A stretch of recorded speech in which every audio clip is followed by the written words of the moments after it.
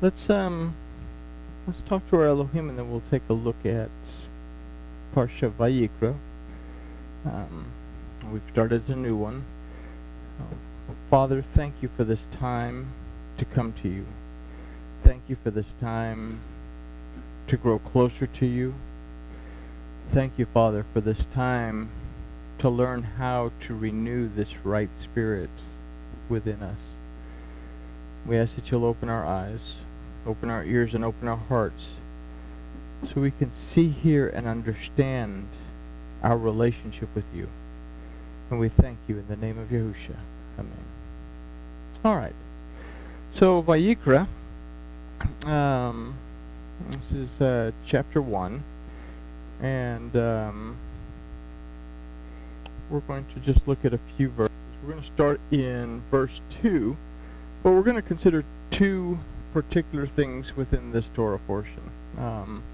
Considered these in the past, but they're very, very important. Considering in light of this idea of renewing a right spirit. The first one is the consecration offering. What does that mean? And the second one is going to be concerning an unintentional transgression. And this, we're going to kind of take a look at that from a point of view of a dietary law. So people say, how does an unintentional transgression have anything to do with a dietary law? So we'll talk about that in a second. So starts in Vayikra 1, verse 2. Says, "Speak to the children of Israel and say to them, when any one of Adam brings an offering to Yahuwah, you shall bring your offering of the cattle of the herd of the flock." Okay? If we look in the Hebrew of this verse, it does not say, "Speak to the children of Israel and say to them, when any one of the men brings an offering." It uses the word Adam. Okay? So we have to first of all consider that this is involving men and women, okay? This involves all of humanity, all right? So the word for speak here is daber, that also means a proclamation and a commandment. Then we have this word el, that literally means towards, means for, to move towards something, but it also means to be against something, okay? So within these first two words, we are given a choice of listening to and observing this proclamation and commandment or not, okay? Keep that in mind, because it'll be something that we can probably refer back to when we look at some verses in Timothy here in a few minutes. But the choice again, to move forward and towards the commandment or to be against the commandment. All right? So this will determine our state of being in Bnei Israel. That we are restored and established because Elohim prevails in our life, or not, because we're still wrestling against Elohim. Now consider Bnei Israel. We are either restored because of the authority of Elohim, or we are not restored. We have this false sense of restoration because of Yaakov, because we are so caught up in what we've supplanted that we have a false sense of restoration. So if we consider this idea that David talked about in the song, renew a right spirit in me, how do we do that? Well, we have a Torah. We have an instruction book that tells us how to do that. And again, it takes us back up to what we just said, that here are the proclamations, declarations, dabar, proclamations, declarations, commandments, promises, and it also means the warnings of Elohim that are found within dabar, his word. Okay? So, if we're in the latter group, okay, so if we're still wrestling against Elohim because we are still Yaakov, then this verse is not going to be possible for us to keep. Okay? If I'm wrestling against Elohim, then I cannot bring an offering to Yahuwah of anything. All right? So, in the phrase, and say to them, we consider the word ve'amareta, that aside from say to them, means this is to them from my heart. This is to them from my heart. Okay? So, think about that. These are the proclamations, declarations, commandments, promises, and warnings that I give to those who are either restored and established because I prevail in their lives, or those who are wrestling against me, that this comes from my heart. This is for them from my heart. And again, we consider the last letter of the Torah to be Lamed, the first one to be Beit. You put them together, spells Leb. The Torah is the heart of Elohim. So with this, we consider that the proclamations and commandment is given from the heart of the Torah of Yahuwah Elohim. If we are restored and established because Elohim prevails in our lives, we recognize that Yahuwah Elohim is greater than we are, then we have to pay attention to what's going to follow this initial grouping of phrases. The proclamation and commandment is found in the phrase, when any one of Adam brings an offering. And again, this is addressed to Adam, which is both men and women. Okay, we have to get out of this chauvinistic mentality that has been shoved down everybody's throats for millennia. Okay,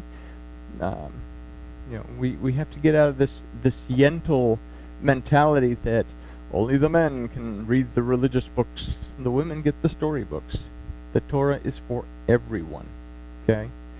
In fact, we understand from Brit Hadashah that it says that Yahuwah Elohim is no respecter of persons. He doesn't really care what your gender is. Okay, very important. So they are to bring an offering, but we don't have all of the information in English. Oh, imagine that. The phrase in Hebrew reads, Yakriv mikem korban, that literally says, bring an offering of you. Bring an offering of you. The offering that is brought to Yahuwah first and foremost must be ourself. We are, in a sense, the sacrifice that we offer. I'm building a relationship with my Elohim. I give myself completely to my Elohim. I'm in a relationship with my wife. I give myself completely to my wife. Okay? It's the same thing. I guess this is the beauty of what Elohim intended marriage to be, is to remind us of what the relationship between us and Him is to be, because we have a physical relationship between us and the significant other in our life. Okay, so, I lost my place. Okay, Korban, bring an offering of you. So, the offering that we bring to Yahuwah Elohim must first and foremost be of ourselves. We are, in a sense, the sacrifice that we offer. Let's consider the word for offering, that is korban. This word also means to be brought near or to draw near. So our offering is therefore to draw ourselves near to Yahuwah. The sacrifice that is to be given totally to Yahuwah Elohim is the self. Okay? This is why it's so important that we move past this concept that I believe that God exists. I believe there's dinosaurs in the Amazon forest. Okay? But we have to start flowing into this understanding that Yahuwah Elohim is present. And then beyond that, be aware that He is aware of us. Okay? So we have this book. It's an ancient, well, not an ancient book. It was written in the 17th century by the Rabbi Shneur Zalman. It was one of the Rebbes of the one of the Rebbes back in the day. But he wrote the Tanya. And we learn about the spiritual makeup of the human being. So in this book, Rabbi Zalman tells us that we have a soul that is linked to Elohim, but we also have a soul that is in essence animal. It is the physical part of our existence that contains our primitive instincts, physical desires, carnal desires. Now, I'm not into the whole we have 2 souls or 3 souls, or I think the Tanya goes on the 7 souls and all this other stuff. But I do understand that we are physical vessels created out of mud that contains that physical essence, and that Elohim breathed into us his breath that gave us a, basically, in a sense, made us a living soul. And that is what records everything. Okay? But my relationship with Elohim is both a physical relationship and a spiritual relationship, and both of those record onto that soul. Basically, everything that will be reviewed later on after I'm gone. We talked about the computer and the flash drive thing, but we won't go into that. But we have primitive physical desires, carnal desires, but we also have spiritual needs. We don't often have spiritual desires. This is why it's so difficult for us to sometimes sit down and open the Bible to study, or to sit down and have a conversation with our Elohim. I want to do something in the physical world. I don't want to stop and have this relationship. So we have to be able to get that physical part of us under control and allow the spiritual part to desire to have a relationship with our Elohim. The phrase tells us that we have to link our spiritual side to Yahweh Elohim and be willing to put away our animal soul in order to fully offer ourselves to him. Again, if I'm going to make an offering of me, make an offering of you, then I have to be able to offer myself completely. And both of these things have to be balanced. Okay? So consider another idea presented by the Rebbe. There are 2 sacrifices in the sanctuary of the soul. The first is of you, of yourself. He calls it a godly soul. But the part of us that is connected to Yahuwah Elohim and connected to Yahuwah our Elohim and aware of his presence. Okay? That is my first offering. I am connected to him. I am aware of his presence. Okay? The second offering is from the cattle. In other words, from the animal part of me, the physical part of me, which constitutes all the physical desires and the instincts which man has in virtue of having a body and being part of the natural world. It's in this second offering, which is the ultimate aim of sacrifice, the redirection, the sanctification, the setting apart and redirection of the physical part of me. Okay? I'm created. I have a physical world that I live in. Do I act within the physical world as if I am someone who is intimately associated and has a strong relationship with Yahweh Elohim? And it's part of that balancing. Okay? I can come here and I can act all pious and and all this and leave here and forget everything that's contained in the book. Okay? I have to be the same here as I am there. My young people on Sundays have a word for it. They call it being real.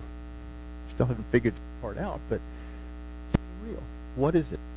I'm just as much as who I am here in your presence as I am going to be walking or not driving down the street, because I become totally a different person. The part that I have to balance, right? The same person that I'm going to be when I talk to the person that's checking me out at Walmart. The same person that I'm going to be when I'm talking to someone who I kind of sense isn't feeling right. The same person I'm going to be when I'm just having conversation with someone in line. Okay? Can I be balanced?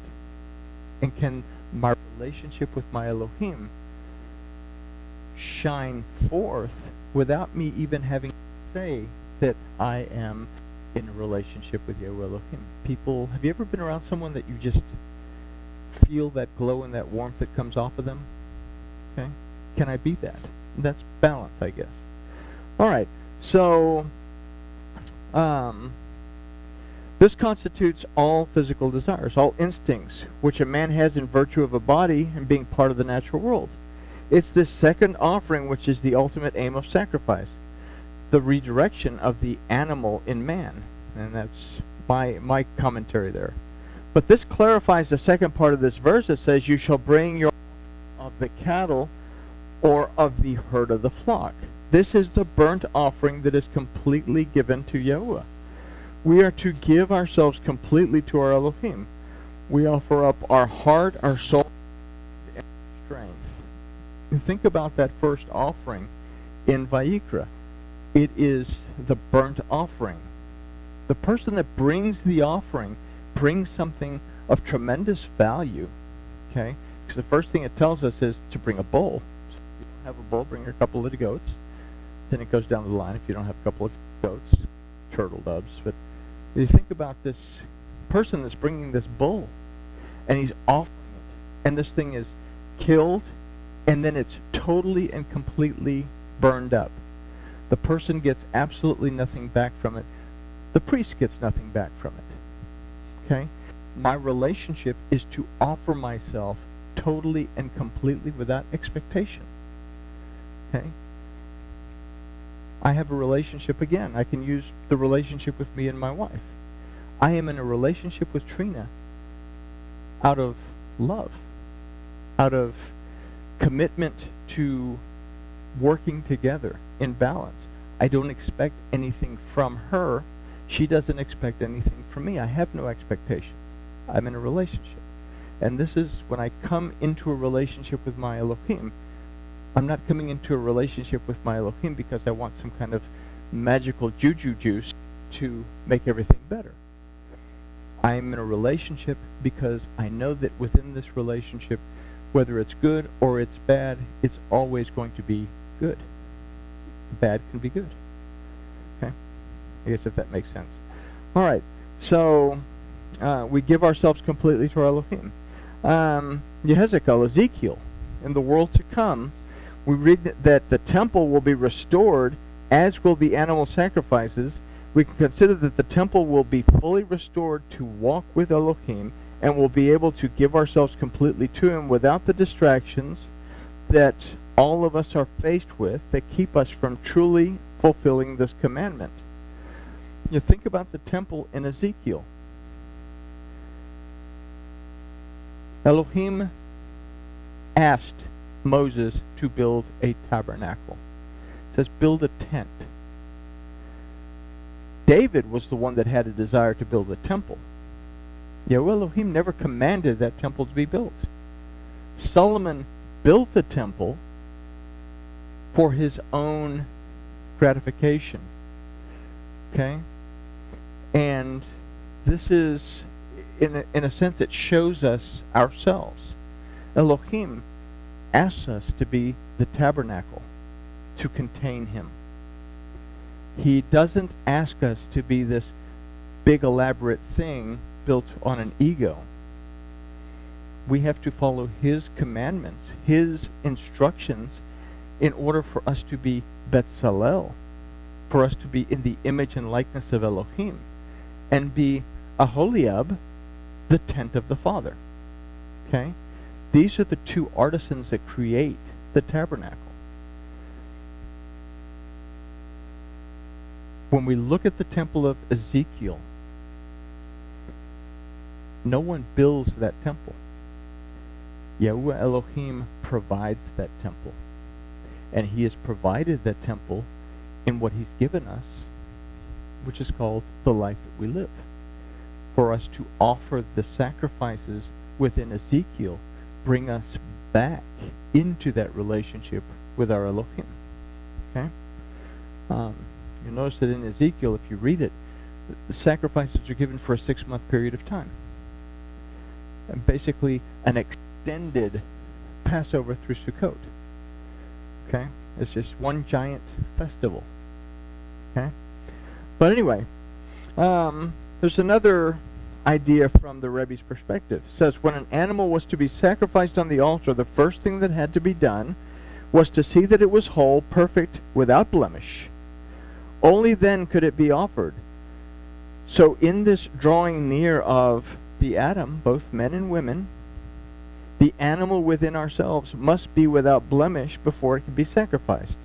The first step is self-examination. He must search the recesses of his soul for faults, rifts in unity of his being, and having found them, he has to set them right. Okay? So what the Rebbe is saying is, in this offering, this offering of the animal, we have to be able to offer ourselves physically and spiritually and look within ourselves to understand where we are, and then offer ourselves without blemish before Elohim. And this is where, well, let me read this last part. The search must be sincere, not done out of a mechanical sense of duty. Must be sincere, not done out of a mechanical sense of duty. Why do we come to Shabbat? Do I come to Shabbat because I have to go to Shabbat? Do I come to Shabbat because I want to be enriched? Okay? I want to be in the presence. I want to learn how to be in the presence. I want to feel the presence when David is providing the worship. Okay? So it has to be sincere. This whole spiritual integrity depends on it. Once we realize what's at stake, we're not going to cover our faults in self-deception or leave them to fester uncured. Okay? This is where the dietary laws come in. Specifically, the dietary law that we all strive to keep, not to eat the pulled pork sandwich. Okay? It says, don't eat the swine because it is unclean to you. Okay? Now, chazir. We've talked about this several times, but this is very relevant here. The word for swine, hazir, doesn't mean pig. It means to encapsulate. Don't eat things that encapsulate tameh.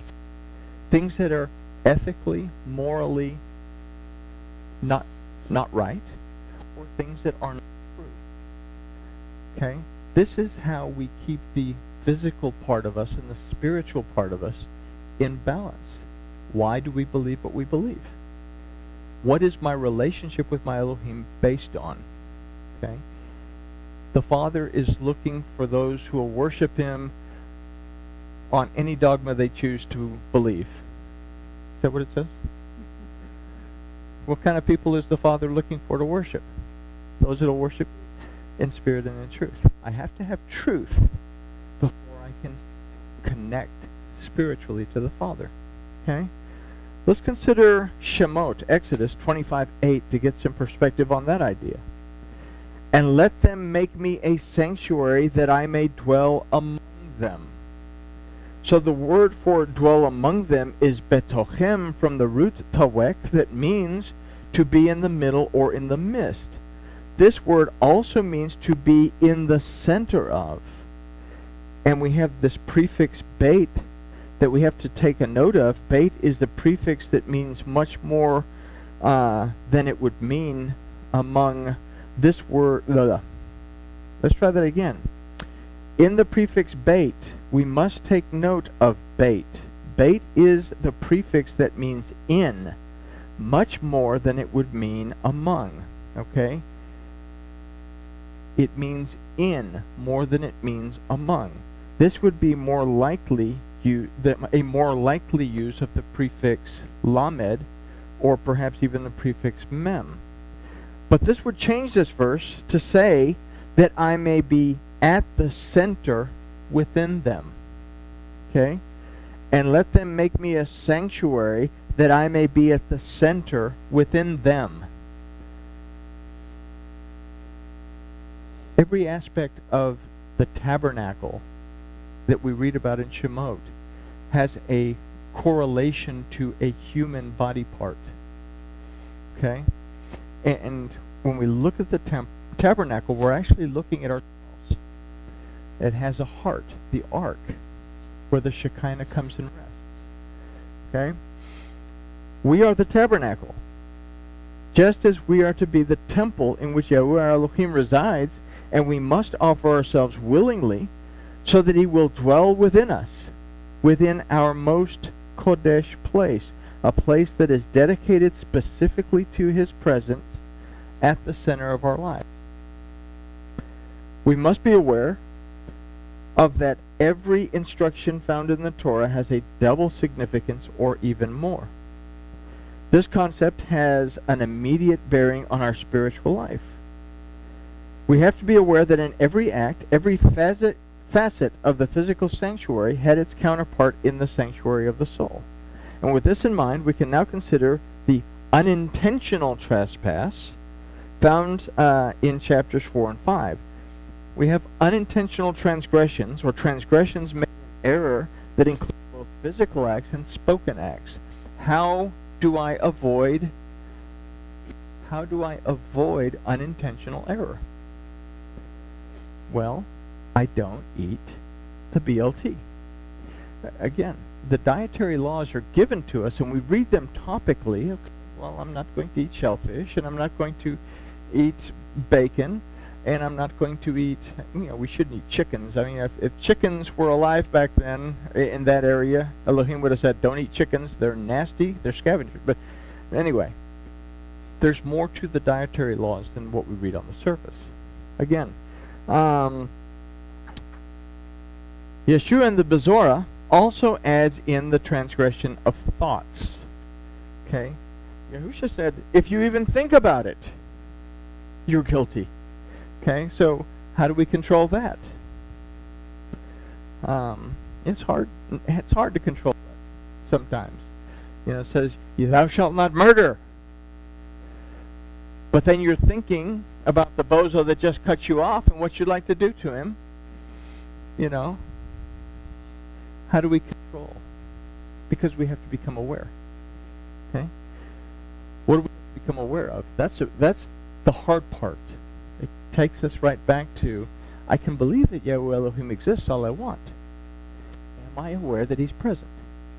Because if I'm aware that he's present, then I'm going to catch myself and say, I'm also aware that he's aware of me, and I'm not going to call this blittering idiot a blittering idiot, because it would be wrong to call the blittering idiot a blittering idiot. Even though he is. There we go. So I tell Trina all the time, I am not going to call that blittering idiot a blittering idiot. Okay, so there we go. So what we learn specifically from these chapters is that an awareness of transgression must be the first step in making teshuvah and atonement.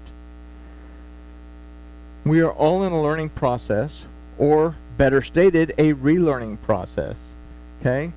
We're looking to, like David pointed out in the last song, we are looking to renew a right spirit within us. We're all in the process of reintroducing ourselves to Yahuwah Elohim, as opposed to simply this idea of the Lord God. And we're moving forward in restoring and reestablishing a relationship that was for years unintentionally neglected.